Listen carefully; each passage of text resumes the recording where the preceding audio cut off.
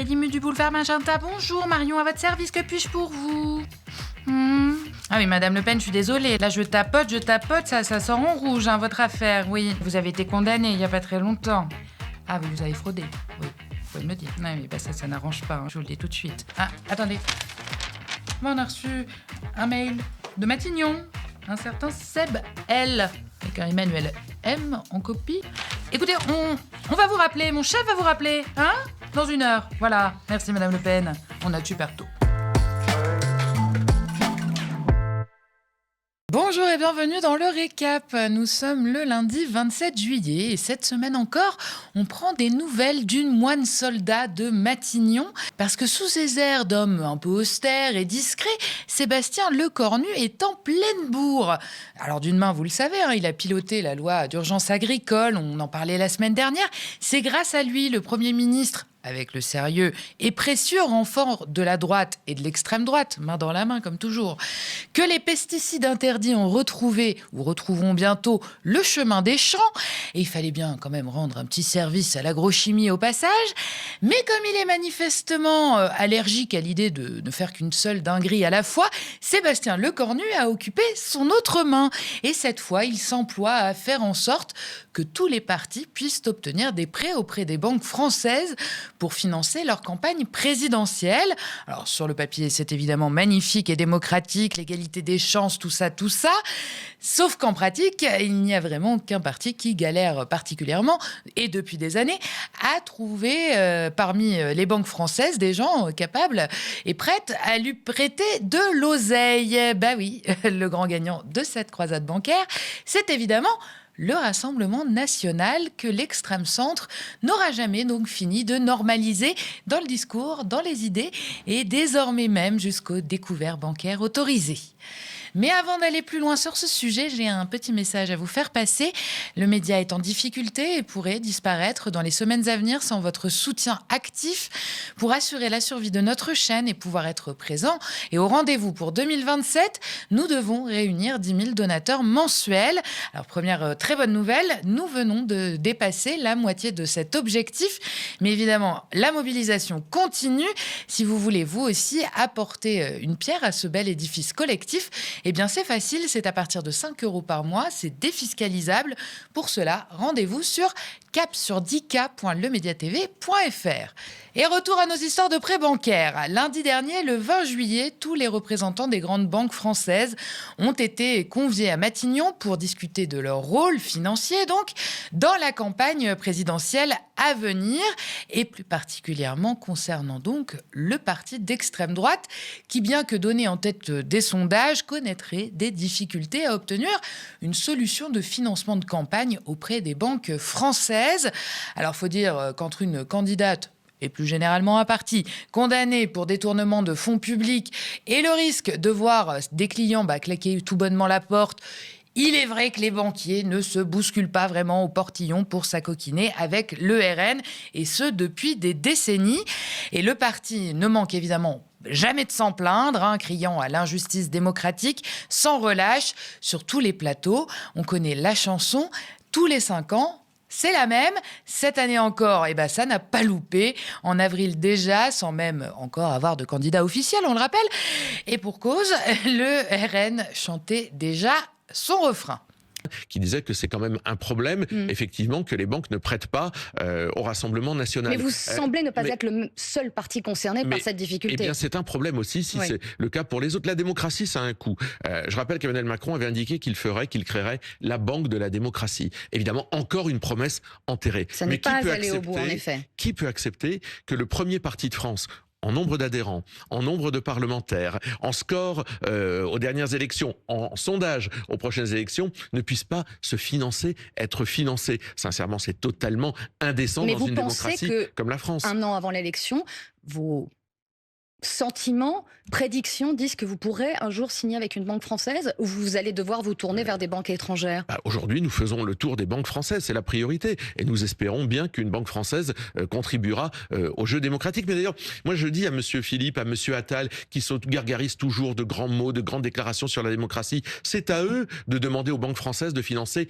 tous les candidats aux élections présidentielles qu'ils pèsent aussi avec vous pour obtenir ces... Mais c'est leur boulot, c'est eux qui ont la main d'ailleurs, qui ont la relation avec toutes ces banques. Le message est passé. Ah bah le message est même super bien passé, hein. Il est carrément remonté jusqu'au chef du gouvernement qui s'est donné visiblement pour mission de sauver le soldat RN pendant l'été, hein. Chacun ses prios, me direz-vous.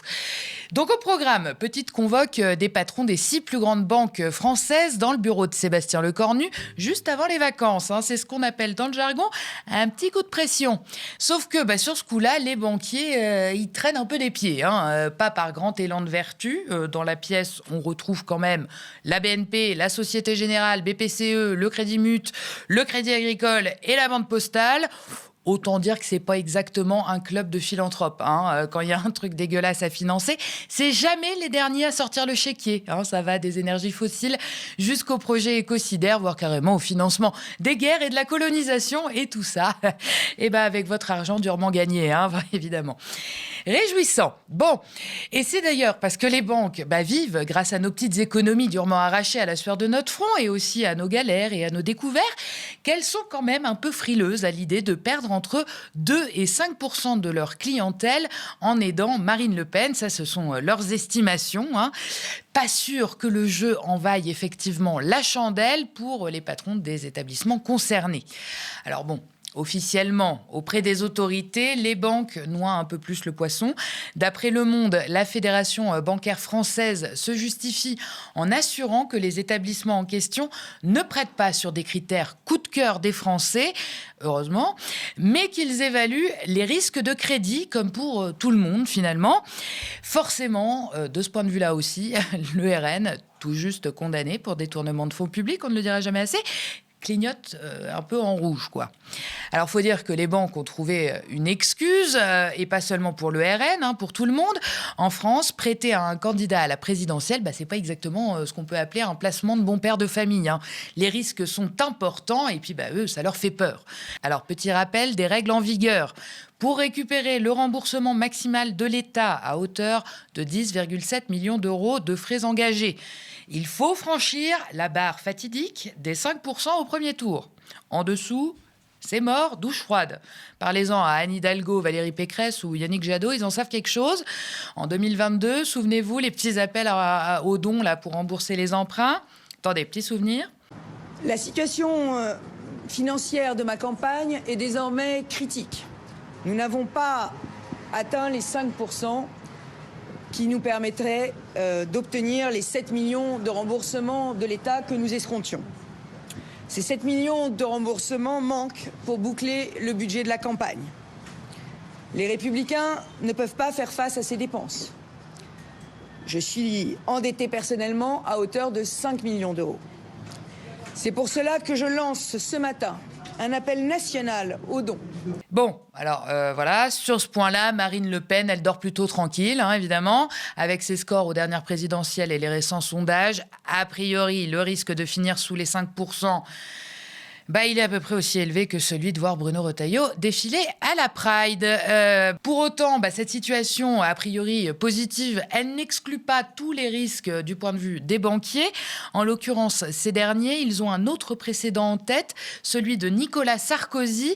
En 2012, ses comptes de campagne avaient été rejetés par la justice, souvenez-vous. Résultat, pas de remboursement de l'État et un emprunt à éponger, malgré un score à plus de 5%. Et c'est évidemment dans ces cas-là que les banques préfèrent avoir affaire à de bons payeurs. Double point négatif pour le RN, ils sont aussi mauvais gestionnaires que bons fraudeurs. Et pour résoudre le problème, Matignon a trouvé une parade. Puisqu'aucune banque ne veut porter seule le risque, elle pourrait tout simplement le partager, comme c'est déjà parfois le cas pour certains très gros projets de construction, par exemple. Le gouvernement pousse donc à la création d'un pool bancaire réunissant les principaux établissements français. Ainsi, plutôt qu'une seule banque qui prend le boulet société à elle seule, eh bien, par exemple, 6 banques se partagent les risques qui sont donc moins gros. Mais même comme ça, les banquiers, ils traînent toujours un peu des savates, enfin des mocassins à gland, évidemment.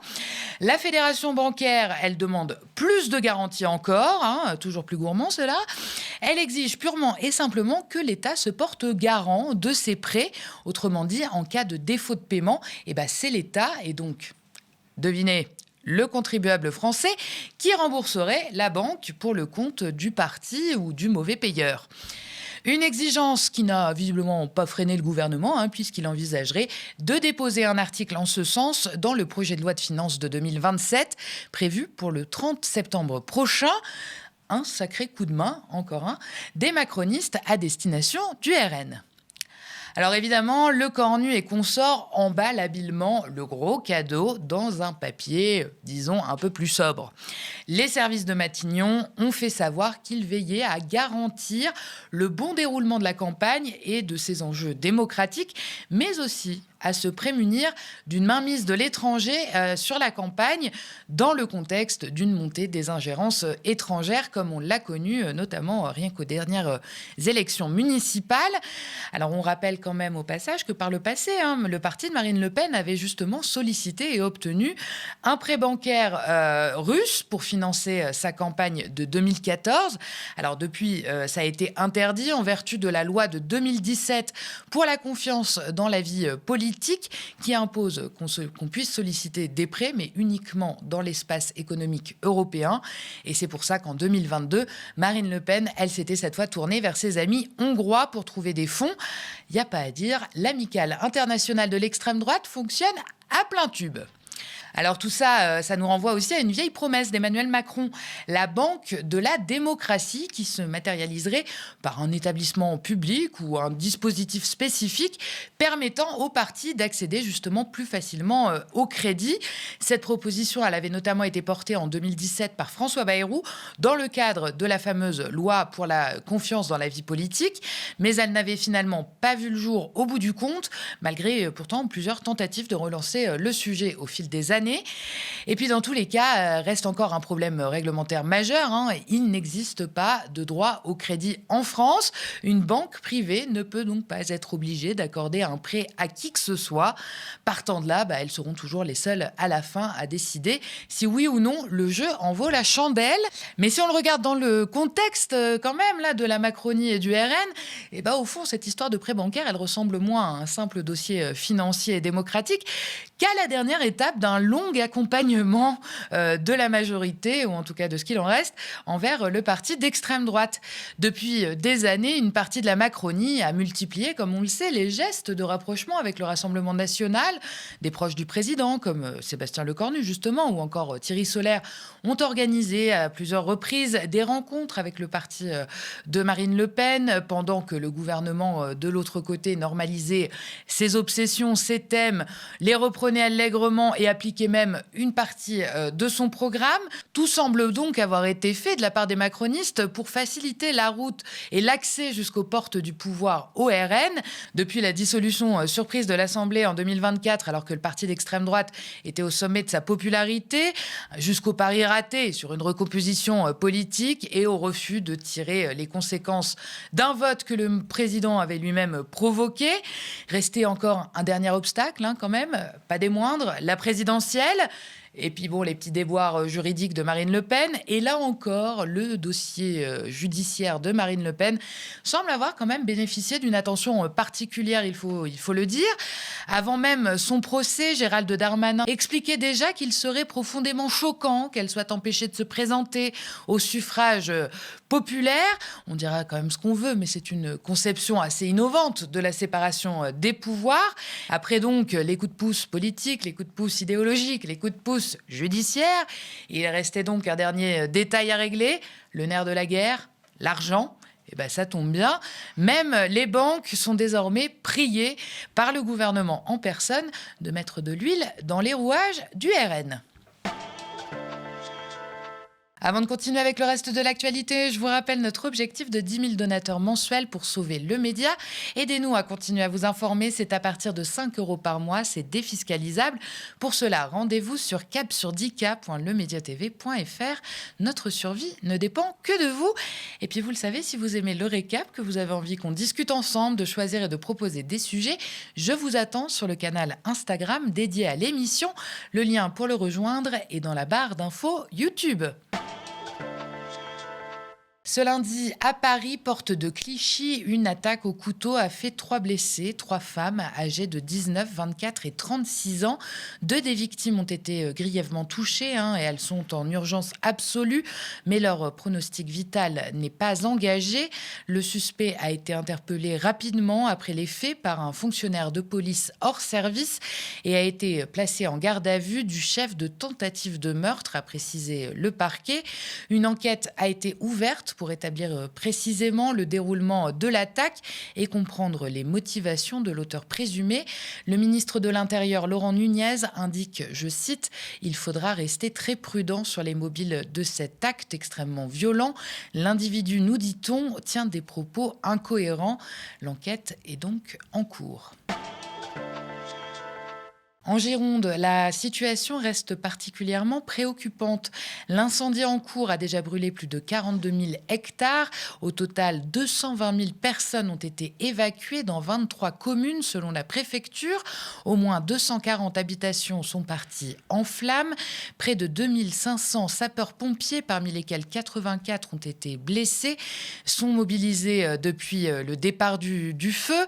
Face à cette situation, Emmanuel Macron a réuni ce lundi une cellule de crise à l'Élysée. Concernant cet incendie en Gironde, une question se pose. Enedis est-elle responsable ? Et oui, le feu serait parti d'un chantier réalisé pour le compte de la société d'énergie. Mercredi, à Somos, un prestataire d'Enedis réalise des travaux de débroussaillage sous des lignes électriques.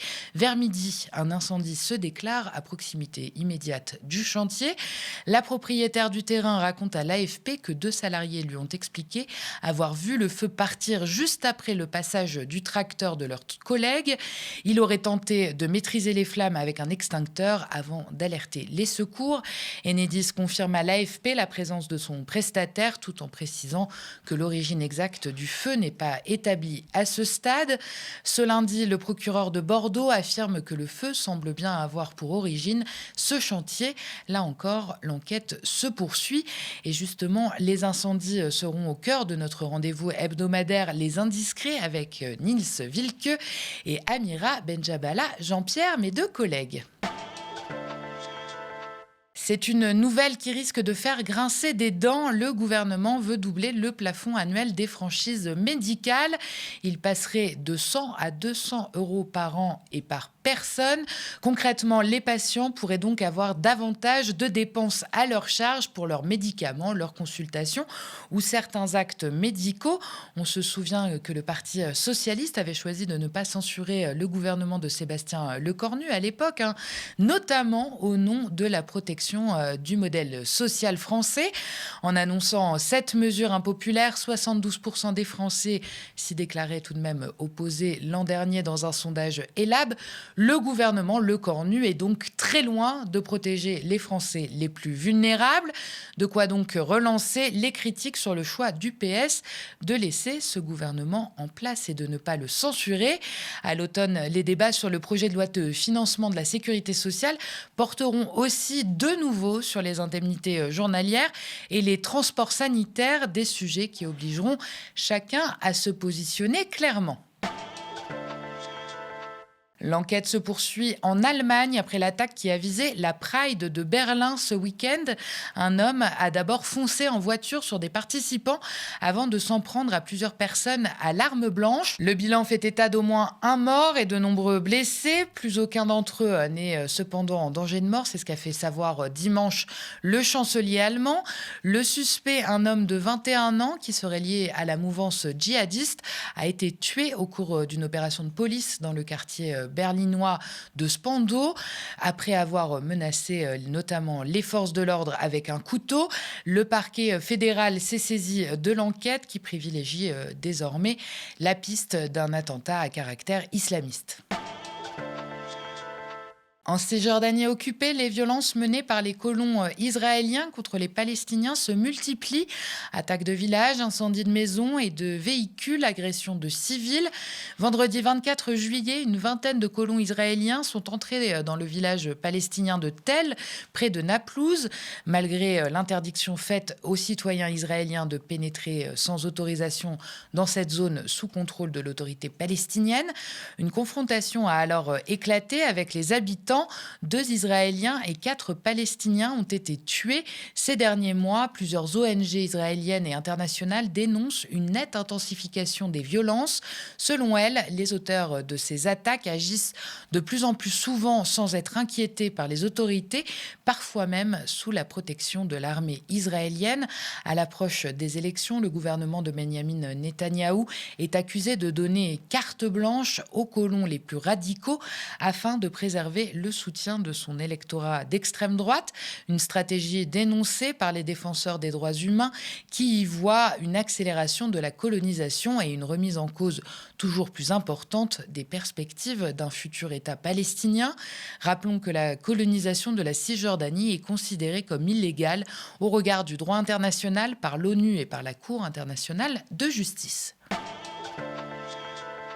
Merci d'avoir regardé cette nouvelle édition du Récap. N'hésitez pas à nous laisser vos impressions en commentaire si vous nous regardez sur YouTube ou via email si vous nous regardez à la télé. Et puis rendez-vous sur capsurdika.lemediatv.fr pour devenir un de nos 10 000 donateurs mensuels et sauver notre chaîne. Un très grand merci et une très bonne soirée sur le Média.